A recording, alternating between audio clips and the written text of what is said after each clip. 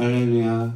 네, 이 자리에 오신 성도 여러분들을 사랑하고 축복합니다. 오늘은 다니엘 9장 20절부터 27절까지의 말씀으로 다니엘 끝나지 않은 역사 속에서 깨달음을 가지는 지혜라는 제목으로 은혜를 깨닫고자 합니다. 지금까지 이야기를 한번 정리해 보겠습니다. 다니엘은 크게 두 덩어리로 나누어서 볼 수 있습니다. 첫 번째 덩어리는 다니엘과 세 친구들이 이방 나라의 포로로 살면서 겪게 되는 고난 이야기들을 다루고 있고, 두 번째 덩어리는 다니엘이 다양한 환상과 은유를 보는 이야기를 다루고 있습니다. 특별히 소위 묵시문학 파트라고 부르는 두 번째 덩어리는 다소 난해한 부분들이 많기는 하지만 분명한 것은 다니엘이 바라보고 있는 역사의 타임라인은 크게 4개의 나라가 세상을 통치하고 있다. 그리고 그 마지막을 향해 달리고 있다라는 것이었습니다. 우리가 다니엘 7장을 통해서 확인했지만 세상을 지배하게 되는 4개의 나라는 바벨론, 메데, 바사, 헬라라는 나라였습니다. 이 4개의 나라는 모두 하나님의 영, 바람이라고 번역된 하나님의 영, 르하흐, 하나님의 질서, 하나님의 통치에 대해 격동하는 악한 바다에서부터 출현한 짐승 같은 모습이었다. 나라가 짐승과도 같았다라는 것을 알 수 있었습니다. 그런데 중요한 것은 7장 이후부터 다니엘이 특별히 관심을 두고 있는 지점이 있었다라는 것입니다. 다니엘은 4개의 나라에 모두 관심을 가지지 않았습니다. 오직 한 나라, 마지막 나라에 해당하는 헬라 제국에게 관심을 가지고 있었죠. 그리고 8장을 통해서 우리가 확인했지만 헬라 제국 안에서도 나중에 나라가 분열되고서 이스라엘 지역을 통치했던 셀류코스 왕조라는 그 왕조에 집중을 했었고, 더욱이 그 왕조 가운데 가장 악한 왕이었던 안티오쿠스 에피파네스의 통치를 특별히 관심을 가지고 있었다라는 것을 확인했었습니다. 안티오쿠스 에피파네스는 어떤 통치를 했는가? 간단하게 말씀드렸지만 예배를 드리지 못하게 했고, 성전과 성직자들을 모독했고, 헬라 문화를 계속 조장하면서 율법을 지키지 못하게 했습니다. 그래서 율법책을 불태우거나 예배 처소에 그리스 신상 같은 것을 세우고 할례를 금지하는 등 율법을 계속해서 저버리고 살아가도록 강제적으로 정책을 펼치게 됩니다. 믿음을 시험하고 만약 이 정책에 반대하면 사형을 하는 악독한 통치를 하게 되죠. 이 통치 속에서 하나님의 백성들은 어떤 지혜를 가지고 믿음을 지켜나가야 하는가, 이 부분을 이야기하는 것이 다니엘 1장부터 말하고자 하는 부분이었음을 우리는 확인했습니다. 그런데 유독 다니엘 9장은 묵시문학 파트 중에서 특이하다라는 인상을 받습니다. 왜냐하면 다니엘 7장 이후부터는 계속해서 환상들이 나오고 은유들이 나오고 상징들이 등장하는데 유일하게 9장만 기도하는 이야기를 보도하는 거죠. 특이하죠. 그렇기에 우리는 9장의 이야기에 더 주의 깊게 봐야 한다는 것입니다. 지난 시간 9장의 전반부 다니엘의 기도를 살펴보았습니다. 간단하게 정리하면 예레미야라는 선지자가 남유다에서 예언 활동을 할 때에 우리나라는 바벨론 제국에게 멸망당할 운명이다. 하나님이 그렇게 정하셨다. 70년 동안 우리는 바벨론에게 종살이를 할 것이다. 이야기를 합니다. 당시 100명의 예언자가 있었다면 99명은 우리나라는 바벨론과의 전쟁에서 승리한다 라고 이야기를 했고, 단 한 명 예레미야만이 우리나라가 바벨론에게 패배한다 라고 예언을 합니다. 수많은 유다 사람들은 예레미야의 예언을 믿지 않았습니다. 특히 당시 왕이었던 여호야김 왕은 예레미야의 예언을 쓴 두루마리를 불태우기까지 하죠.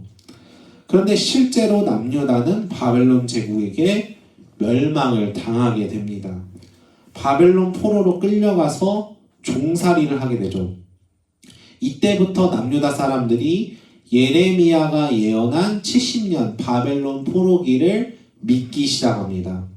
그래서 70년 종살이를 마치면 우리는 자유다 라는 생각을 가지기 시작해요. 그래서 에스겔 같은 경우가 70년의 해를 대망하는, 고대하는 모습을 우리가 엿볼 수 있었죠.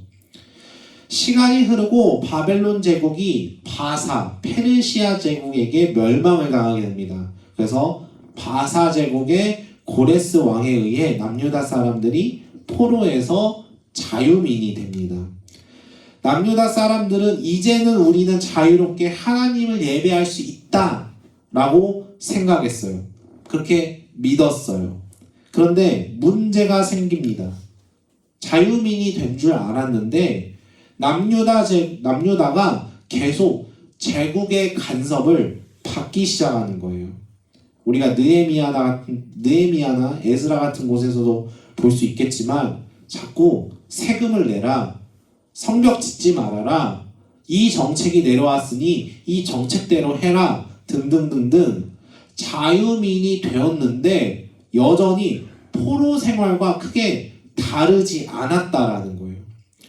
이때부터 사람들이 고민하기 시작합니다. 분명 예레미야는 70년 동안 우리가 포로살이를 할 것이라고 이야기를 했고 실제로 70년이 차서 이제는 자유민이 되었는데 왜 계속 이런 문제가 생기는 것인가 고민을 하기 시작하죠. 그러다가 예레미야가 말한 70년이 진짜 문자적인 70년이 아니라 묵시적인 숫자일 수도 있겠다 생각하기 시작했다는 거죠. 그게 다니엘 9장의 다니엘의 기도의 내용이었습니다. 오늘의 본문은 그러한 맥락 속에서 다니엘이 하나님께 기도했을 때 일어난 사건을 보도하고 있습니다. 우리 20절부터 22절까지의 말씀 함께 읽겠습니다. 내가 이같이 말하여 기도하며 내 죄와 내 백성 이스라엘의 죄를 자복하고 내 하나님의 거룩한 산을 위하여 내 하나님 여호와 앞에 간구할 때 곧 내가 기도할 때에 이전에 환상 중에 본 그 사람 가브리엘이 빨리 날아서 저녁 제사를 드릴 때쯤에 내게 이르더니 내게 가르치며 내게 말하여 이르되 다니엘아 내가 이제 내게 지혜와 총명을 주려고 왔느니라. 자, 다니엘 9장 1절부터 19절까지 다니엘이 하나님께 기도하는데 기도의 핵심은 우리가 하나님의 말씀을 거역했고 그 죄에 따라서 벌을 받았으며 우리의 모든 죄를 회개합니다 라는 기도를 했습니다.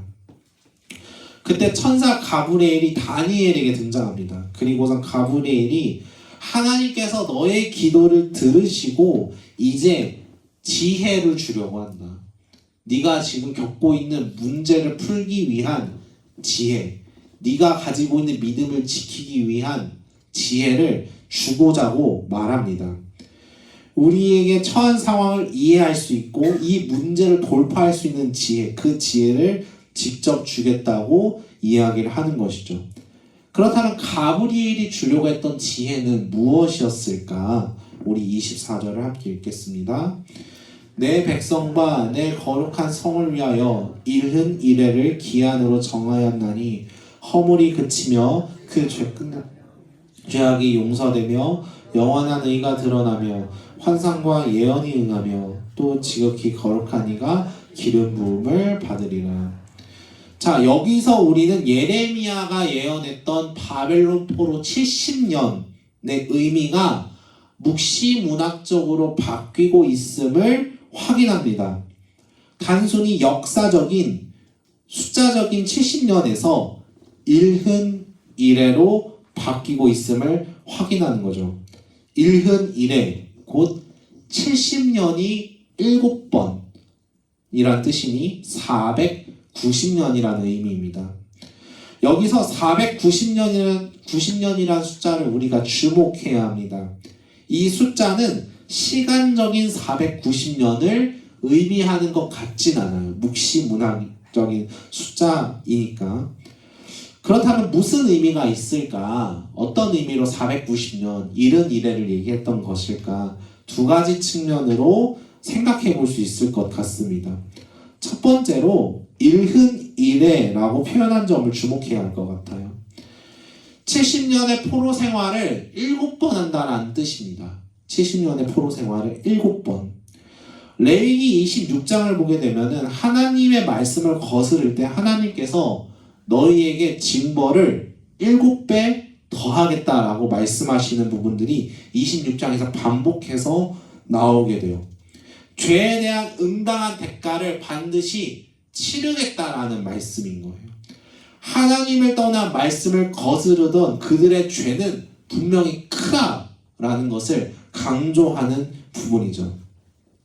그런데 중요한 건 이 형벌이 끝났을 때가 중요한 것 같아요. 실제로 하나님의 말씀을 거슬렀기 때문에 바벨론 포로 70년을 겪었던 남유다 백성들이기 때문에 이 형벌이 끝났을 때 무슨 일이 일어나는가, 이 부분이 중요한 것 같습니다. 일흔 일에 490년이라는 숫자 자체의 의미가 의미심장한 것 같아요. 49라는 숫자는 이스라엘에게 몹시 중요한 숫자였기 때문이에요. 우리 레위기 25장 말씀을 함께 읽겠습니다. 너는 7 안식년을 계수할지니 이는 7년이 7번인즉 안식년 7번 동안 곧 49년이라. 7째 달 여름날은 속죄일이니 너는 뿔라팔 소리를 내되 전국에서 뿔라팔을 크게 불치며 너희는 50년째 해를 거룩하게 하여 그 땅에 있는 모든 주민을 위하여 자유를 공포하라. 이 해는 너희에게 희년이니 너희는 각각 자기의 소유지로 돌아가며 각각 자기 가족에게로 돌아갈지며. 7년이 7번이 되는 49년을 계수해야만 합니다. 왜냐하면 그 다음 해인 50년이 희년이 되는 해이기 때문입니다. 우리가 주목해야 할 것은 희년에 대해서 무슨 일을 하는가에 대한 표현인 것 같아요. 자유를 공포하라.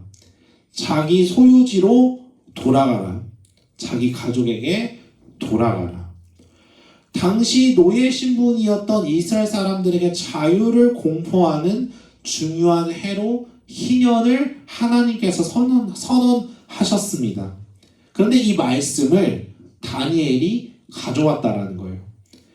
큰 죄로 인해서 포로기를 살아가고 있는 하나님의 백성들에게 그 죄에 대한 대가, 응당한 처벌 이후에는 반드시 자유가 있다, 회복이 있다라는 거예요.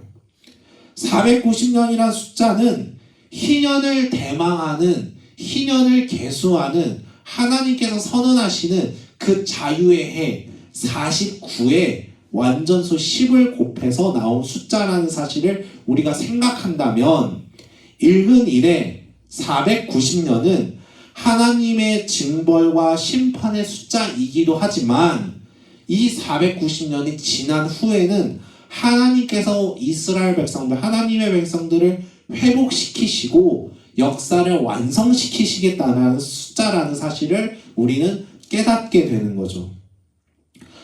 그렇다면 우리는 490년이 묵시문학적인 숫자라는 것을 염두는 하지만 도대체 그럼 일흔 일의 시작점이 언제냐라는 부분에 대해서 물음을 던질 수 있을 것 같습니다. 아마 다니엘의 관심사도 거기에 있었던 것 같아요. 언제를 기점으로 우리가 심판을 받고 회복할 수 있느냐라는 것이죠. 우리 25절 말씀을 함께 읽겠습니다. 그러므로 너는 깨달아 알지니라. 예루살렘을 중건하라는 영이 날 때부터 기름 부음을 받은 자 곧 왕이 일어나기까지 7이레와 62이레가 지날 것이며 광장과 거리가 세워질 것이며. 자, 천사가 깨달아 알아라라고 말합니다.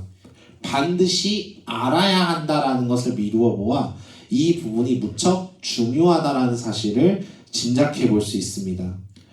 본격적으로 가브리엘이 70일에 대한 기간에 대해서 설명합니다. 눈에 띄는 것은 70일에를 구분해요. 기간을 나눕니다. 7일에, 62일에, 그리고 남은 한 일에죠. 가장 먼저 천사는 70일의 시작을 이렇게 말합니다. 예루살렘을 중건하라는 영이 날 때부터 기름 부음을 받은 자, 곧 왕이 일어나기까지.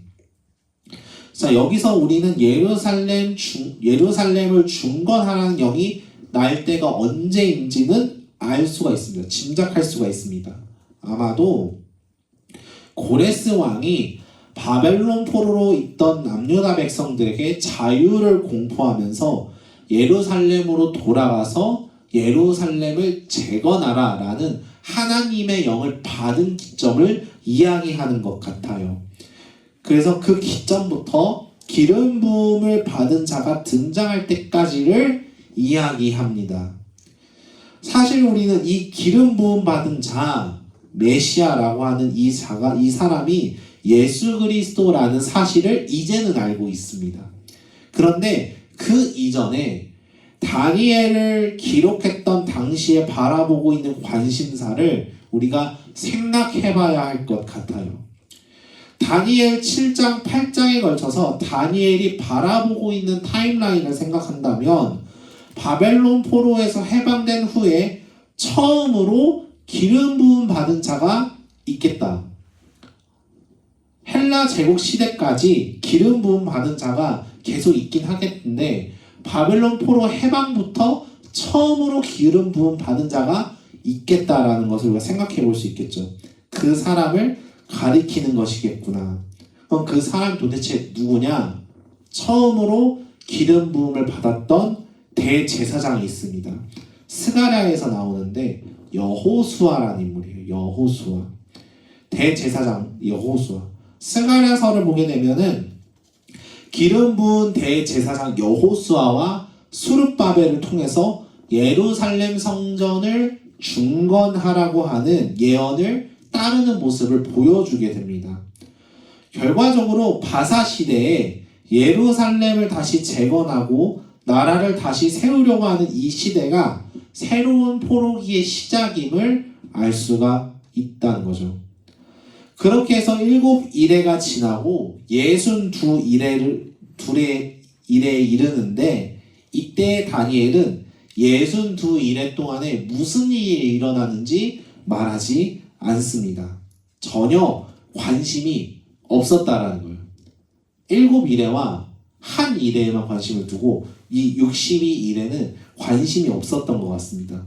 대신에 한 일에 동안 무슨 일이 일어나는지에 대해서 상당히 길게 묘사하고 있습니다. 우리 9장 26절, 27절 말씀 함께 읽겠습니다. 62일의 후에 기름 부음을 받은 자가 끊어져 없어질 것이며 장차 한 왕의 백성이 와서 그의 마지막은 홍수의 휘슬림 같을 것이며 또 끝까지 전쟁이 있으리니 황폐할 것이 작정되었느니라.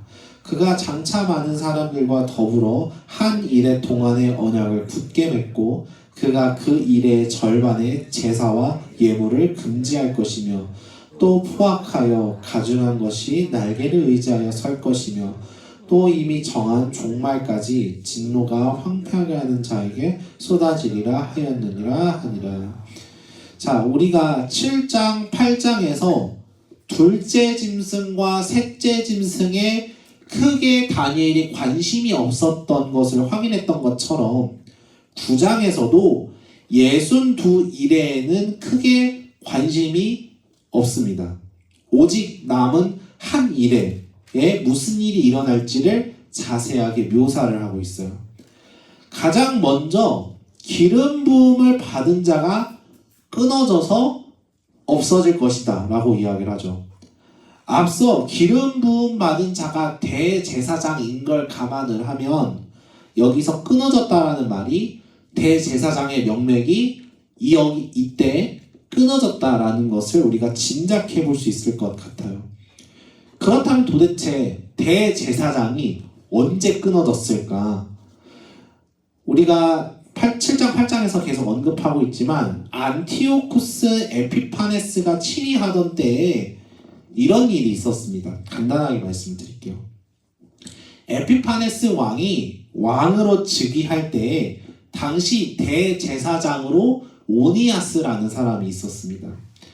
굉장히 하나님의 말씀을 지키려고 애쓰던 사람, 되게 신실한 사람이었어요. 이런 오니아스라는 대제사장이 있었는데 내가 대제사장이 되면 왕에게 뇌물을 많이 줄 수 있다라고 말하는 사람이 등장을 합니다. 메넬라오스라는 사람이었어요. 이름은 별로 그렇게 중요하진 않습니다. 중요한 건 왕에게 더 큰 뇌물을 주기 위해서 성전 안에 있던 헌금과 기물들을 훔쳐서 뇌물로 줬다라는 거예요. 메넬라오스라는 사람이. 당시 대제사장 오니아스가 이 사실을 알았고 그것에 대해서 공개적으로 막 비난을 합니다. 질책을 합니다. 근데 그런 오니아스를 입막기 위해서 메넬라오스가 오니아스를 살해해요. 청탁을 해서 살해를 합니다. 그래서 대제사장이 처음으로 살해를 당하는 말도 안 되는 일이 벌어지게 되는 거죠. 대제사장이 이런 말도 안 되는 역대 처음으로 피살을 당하는 사실을 알게 된 유대인들이 이제 대노 화가 나게 됩니다. 격분하기 시작합니다. 그래서 예루살렘에서 폭동이 일어나요. 대제사장을 어떻게 죽일 수 있냐 하면서 폭동이 일어납니다. 이때 안티오쿠스 에피파네스가 이 폭동을 반란이라고 생각을 했어요. 그래서 이 폭동을 반란으로 간주하고 가차없이 유대인들을 학살하기 시작합니다. 그래서 하나님의 말씀을 따르고 율법을 잘 따르던 유대인들이 대제사장의 말씀을 잘 따르고 예배를 잘 드리던 유대인들이 8만 명이 4일 만에 학살을 당하게 돼요. 그래서 이후에 유대인들 학살하고 나서 예루살렘 성전을 모독하게 되는데 예배를 없애고 성전에 이방 신상을 세우기 시작하는 그런 정책들을 펼치기 시작하죠. 지금까지 우리가 이런 내용을 살펴보면서 한 가지 질문을 던질 수밖에 없을 것 같습니다. 역사적으로 이렇게 진행될 것이다. 혹은 이렇게 진행되었다라는 것을 오늘날 우리에게 알려주는 것. 이게 무슨 이유로 이렇게 이야기를 하는 것일까? 우선적으로 가브리엘이 지금 다니엘에게 지혜를 주고 있는 이 말이 기도 응답이라는 사실을 우리가 먼저 기억해야 할 것 같아요. 다니엘은 포로 생활 가운데 기도했고 하나님은 그 기도에 즉각 응답하셨습니다. 그런데 그 기도 응답이 이 문제가 곧 해결된다라는 응답은 아니었어요. 지금의 상황에 대한 혼란과 고민에 대해서 응답하셨고 앞으로의 상황은 이런 일들이 일어날 것이다 라는 응답을 주신 거죠. 기도에 대한 하나님의 응답이 당장의 문제 해결이 아닌 앞으로의 시간에 대한 가이드라인을 잡아주는 것으로 응답하셨다는 거예요. 그렇기에 다니엘 1장부터 이야기하는 모든 지혜들이 우리가 감내해야 하는 이 시간 속에서 우리가 어떻게 살아갈 것인가, 어떻게 믿음을 지켜낼 것인가 라는 생각을 우리에게 주고 있다는 거죠. 그런 응답을 주고 있다는 거죠. 하나님께서 우리가 감내하는 고통의 시간을 단축시켜 주시기로 하지만 우리가 지금 겪고 있는 이 고통의 시간을 단축시켜 주시기도 하지만 우리에게 기다림을 주실 때에는 그 기다림을 살아낼 수 있는 지혜를 주신다라는 거예요. 그게 다니엘의 기도 응답의 메시지입니다. 그렇기에 우리는 일흔 일해라는 숫자에 집중해야 할 것 같습니다. 하나님이 그저 물리적으로 우리에게 이 시간까지 견뎌라 라고 말씀하신 게 아니라는 거예요. 490년 일흔 일의 숫자의 의미를 묵상하면서 너희들의 믿음을 지켜내길 바래 라고 말씀하셨다라는 거죠. 지금 당장은 포로기의 시간이에요. 이방 나라로부터 간섭을 받고 안티오쿠스 에피파네스와 같은 악한 왕이 하나님의 백성들을 협박하고 핍박하고 정책을 통해서 성전들을, 교회들을 막 몰아세우고 위협적인 말들과 행동들을 계속하는 와중에도 우리가 이 지혜를 가지고 있다면 지금 당장의 모습이 일흔 일의 마지막 기한이란 사실을 더욱더 알고 더더욱 믿음을 저버리지 않는 힘을, 애를 쓴다라는 것이죠. 세상 속에서 믿음을 지키고 살아내야만 하겠구나라는 결단을 촉구하셨다라는 거예요. 희년의 때가 얼마 남지 않았고 우리의 죄로 인한 형벌의 기한이 얼마 남지 않았기 때문에 이제는 절망하고 낙심하고 포기하고 두려워하고 고통당하고 비관하는 그런 삶에서 벗어나서 하나님께서 말씀하신 그 기도 응답을 붙들고 희망을 말하고 기쁨을 말하고 자유를 말하고 사랑을 말하고 하나님의 은혜를 고백해야 함을 우리에게 가르치고 있다는 거예요. 사랑하는 성도 여러분, 오늘 말씀에서 깨달으라는 명령은 미래를 알라라는 말이 아니라 끝나지 않은 역사 속에서도 믿음을 버리지 말라는 명령이라는 사실을 우리는 깨달아야만 합니다. 그 지혜를 우리가 가져야만 합니다.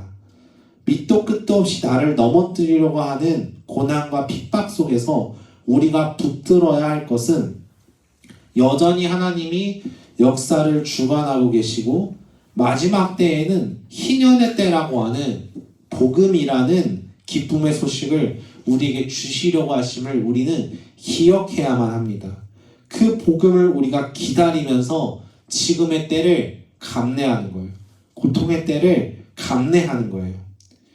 우리에게 죄의 노예로 기나긴 포로 생활을 거친 이후에 예수 그리스도라는 복음이 이 땅에 오셨듯이 지금 내 삶에 밀려 들어오는 고통의 시간들 너머에 있는 자유의 소식, 기쁨의 소식, 희망의 소식을 우리는 기대하고 믿어야만 합니다.